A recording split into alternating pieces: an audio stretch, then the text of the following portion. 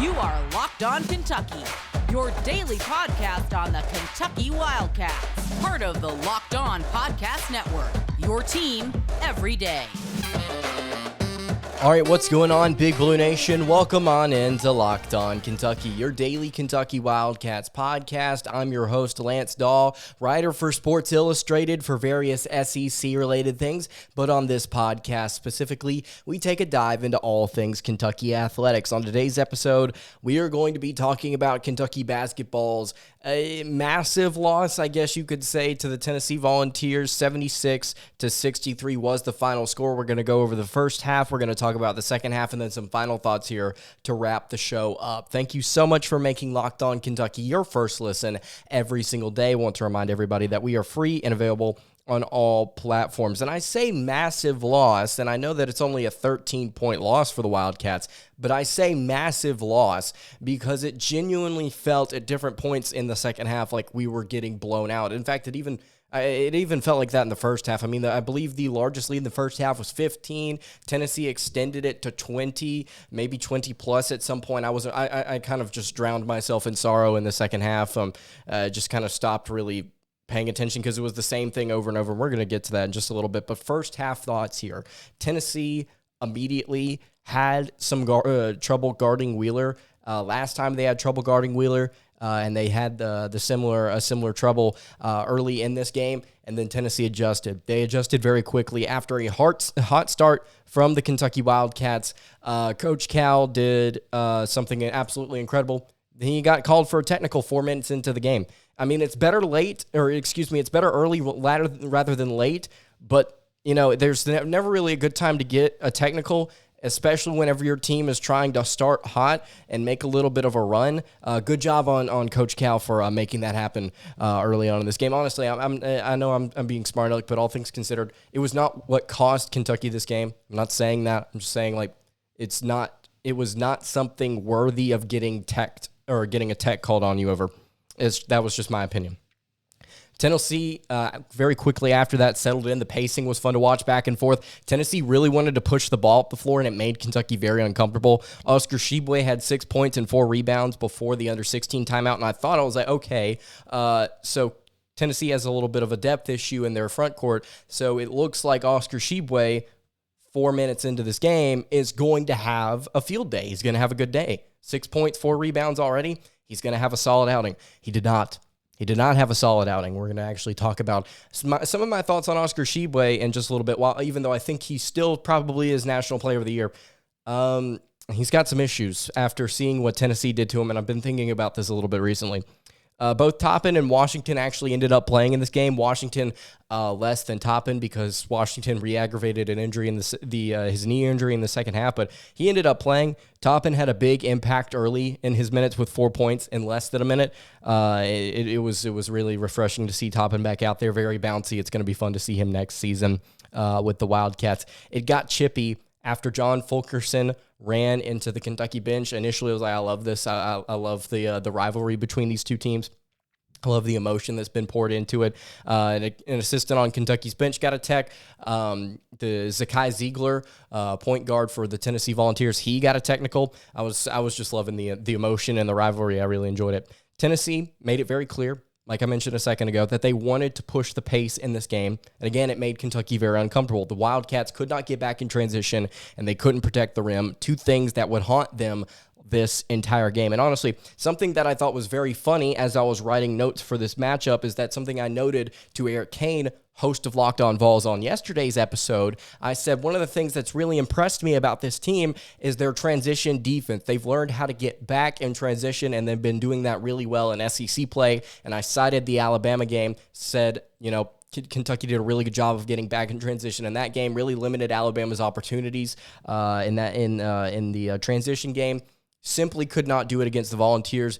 This was a payback game. This was something that Tennessee really, really wanted. They really wanted to get back at Kentucky in this game. At least it looked like to me. The energy certainly was there for the Volunteers. It was not necessarily there for the Wildcats. And, getting out and running requires a little bit of energy.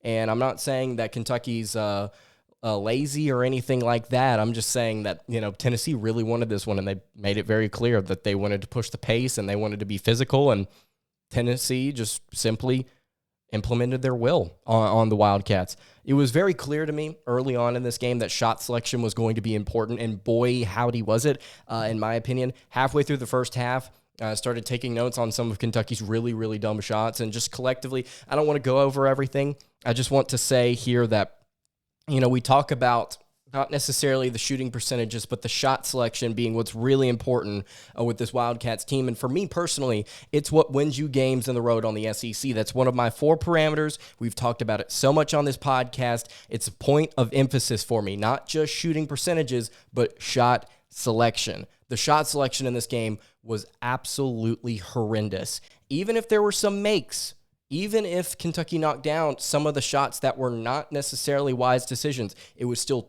terrible shot selection. You can't have that on a given night against a top 25 team on the road, because you start to create habits for yourself. And by the time you get to the NCAA tournament, if you're facing off against a top 25 caliber opponent or a team that just matches up well with you, you can't rush and then panic and start fogging up shots that you normally wouldn't. You have to stay disciplined. You have to stay patient. Kentucky did not do that in the first half, and it was really, really damaging them.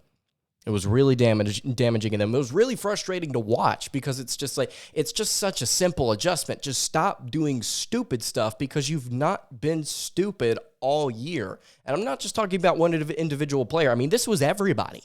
This was everybody that was touching the ball for the Wildcats.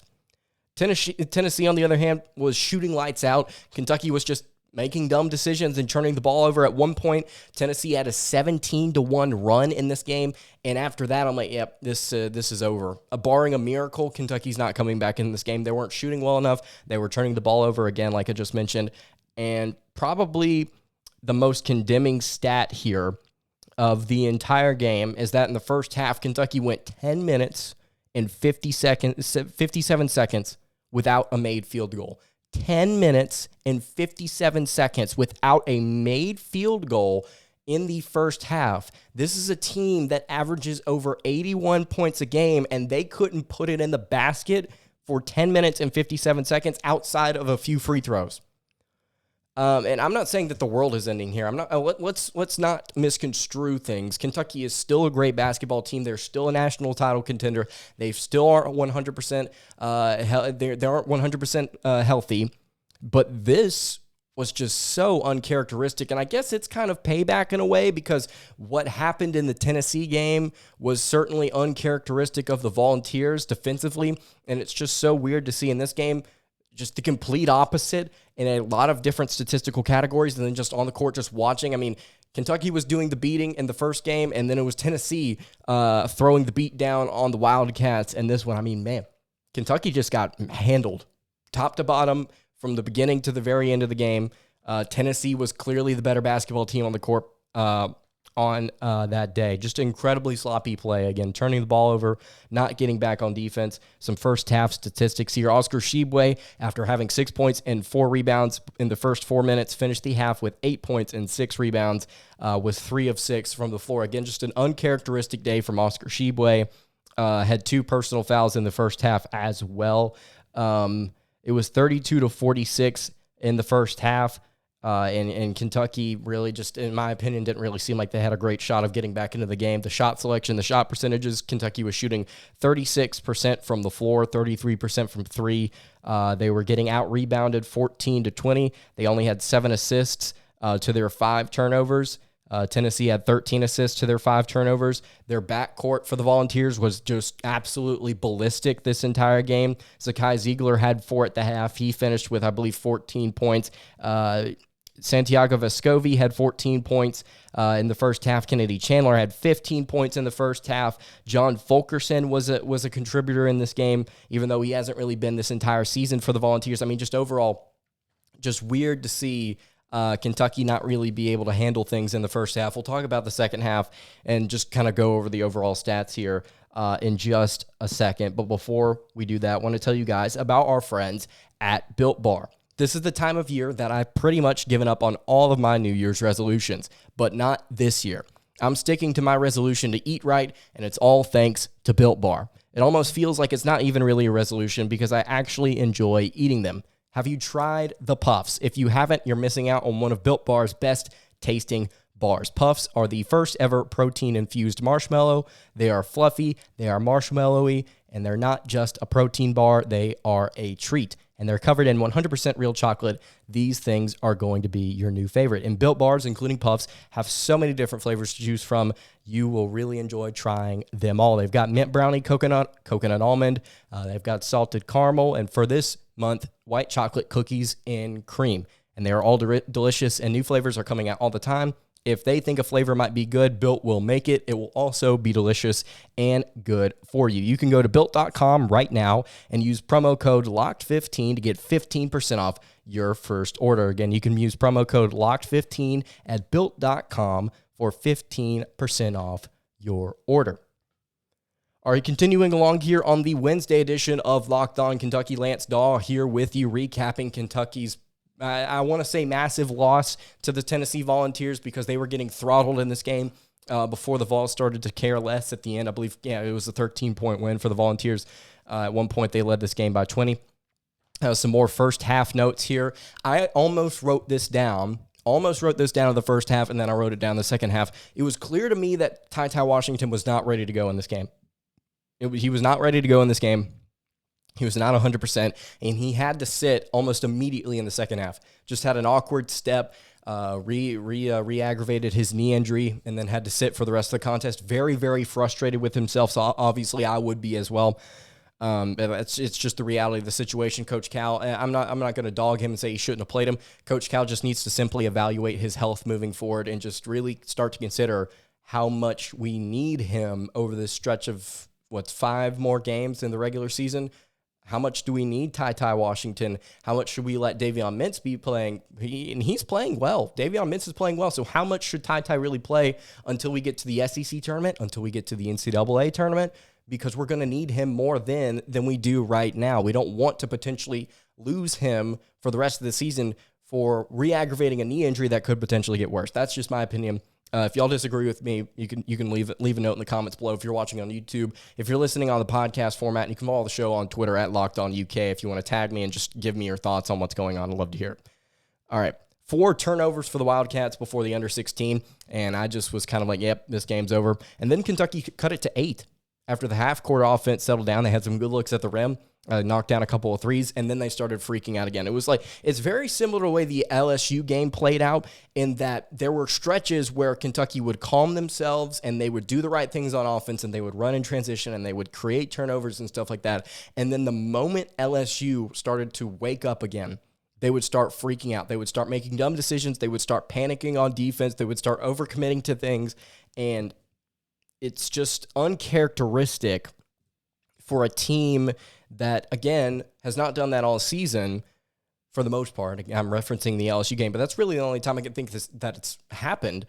It's so uncharacteristic for a team that has not done that this season, and then also is so mature as opposed to other Kentucky teams that we've seen in the past. I mean, this team is such a veteran team compared to what we've seen from the Wildcats in years past.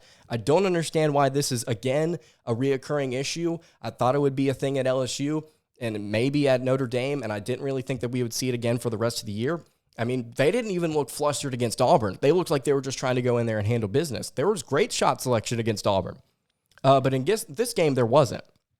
Again, it's just really odd to see some of these different things. The officials also tightened up on Kentucky in the second half, and that certainly didn't help. At one point, I believe it was a discrepancy of it was 6 fouls to 1, 7 fouls to 1. I knew Tennessee was in the bonus and only had 1 foul committed. And this, honestly, was probably one of the better officiated games in of the entire season that I've seen, in my opinion.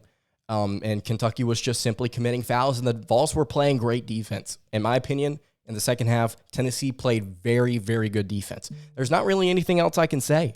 There's not really much else I can say. Tennessee just manhandled Kentucky. They wanted the game more. They played harder. They did everything they needed to do to go out there and win, and they won handily. Kentucky was just simply getting whipped in just about every way imaginable. There's literally no other way to paint this game. We're not going to sit here and blame or cry about it. It was not the officiating. It was not home court advantage. It was not anything like that. Kentucky just simply got beat.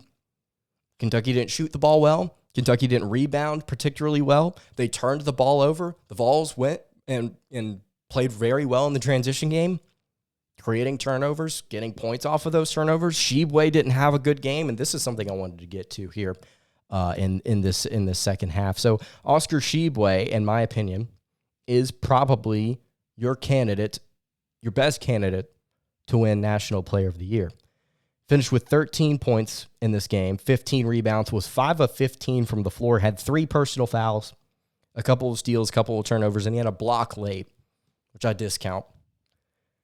But he finished with 13 points and 5 rebounds, and honestly, it was one of his worst performances I've seen from him of the season, and part of that has to do with Tennessee's length.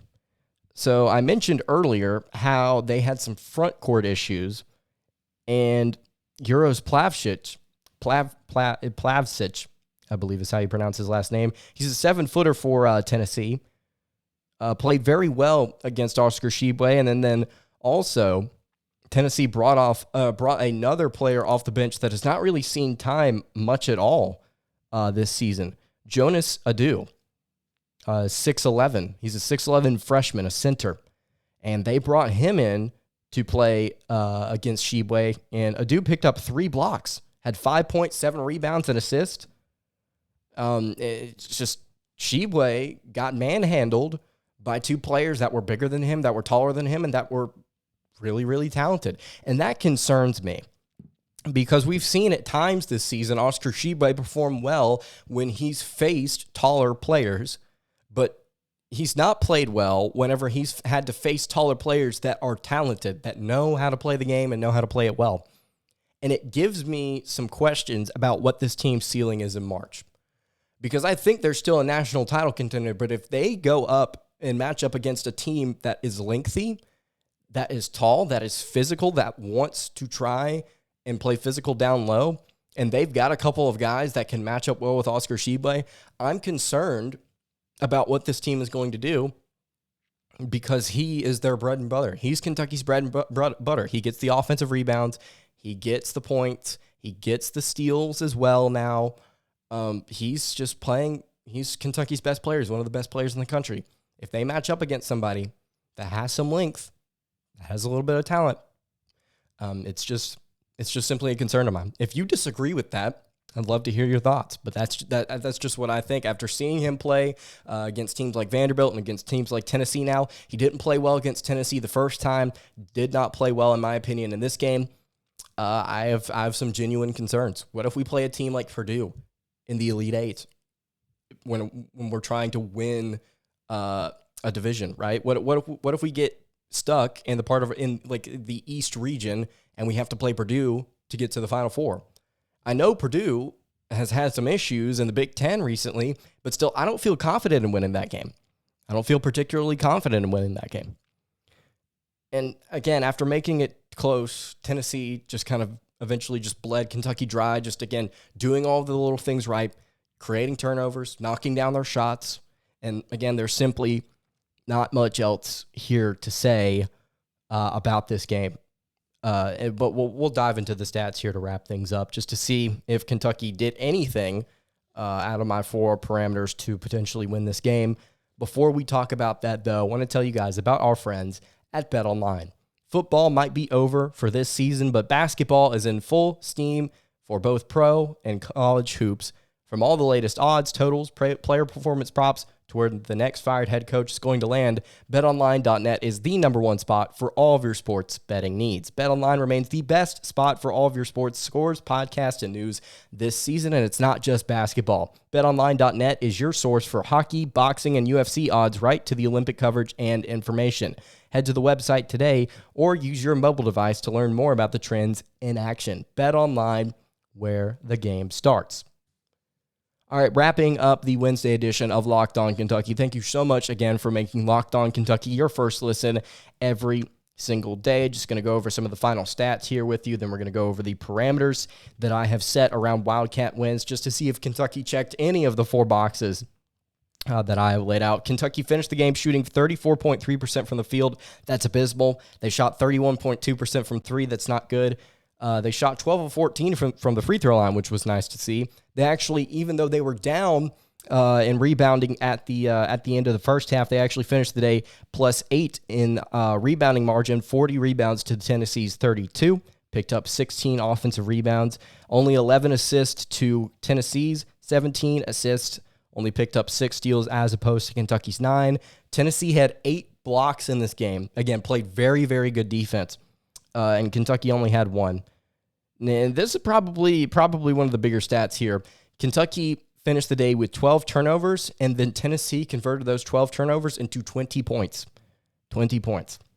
Again, just the Wildcats had a really hard time getting back in transition, and Tennessee executed. They just ran up and down the court.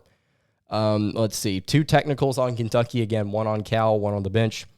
And then the fast break point totals, relatively even. Kentucky had 14. Tennessee had 16. All right, the 4 parameters here. Did Kentucky shoot the ball well? Well, like I just mentioned, Kentucky shot 34.3% from the floor. Oscar Tshiebwe shot 5 of 15. Severe Wheeler, 4 of 10. Davion Mintz, 4 of 12. So the answer is no. Keon Brooks, by the way, 1 of 6. He's in a little bit of a shooting slump. The answer is no. Kentucky did not shoot well in this game much at all. This may be one of the worst totals of the season, if not the worst.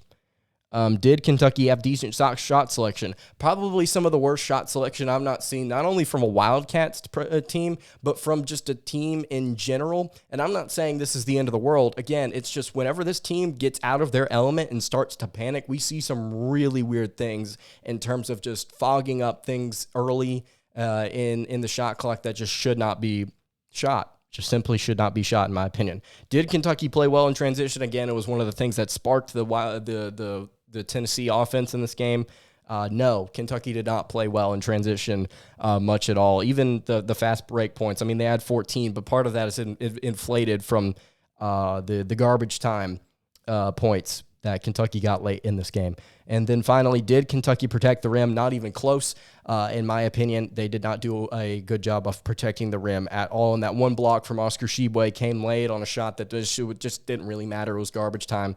So no, Kentucky did not do a good job protecting the rim in this game. They also didn't do a good job of protecting the 3-point line. 8 of 17 was what the Vols shot from beyond the arc. Finished 47.1% shooting from 3. Santiago Vescovi finished with 18 points. Kennedy Chandler finished with 17. And then Zakai Ziegler finished with 14. He was one of the guys that we highlighted on yesterday's preview show, said that he was playing very well for the Volunteers coming off the bench, shooting very well. And then you look at his stat line again, 14 points, 4 assists, was 4 of 8 from the floor, 2 of 4 from 3, made all 4 of his free throws, and then had 4 steals and a block. A 5'9" kid had a block in this game to go with that as well. Again, just overall, not a very good game for the Kentucky Wildcats. I don't think that this is the end of the world. I just really hope TyTy gets healthy in time for the SEC tournament. We've got Alabama on Saturday. That should be a winnable game. At least I hope it is. Alabama does pose some threats. I don't think they're going to go 3 for 30 from 3 like they did last time the Wildcats played them. I think this is going to be a much tighter affair, especially if Washington ends up not playing. If you've got any thoughts on this game, again, you can leave them in the comments below, or you can hit me on the socials. That's going to do it for today's edition of Locked On Kentucky. You can actually follow us on Twitter at Locked On UK. You can follow me on Twitter at @LanceDawe_, and you can follow the show on Instagram at Kentucky Podcast. Any questions, comments, concerns, again, leave them in the comments below. Hit me on the socials. I want to hear from you. I will see you all tomorrow. Have a good day, and God bless.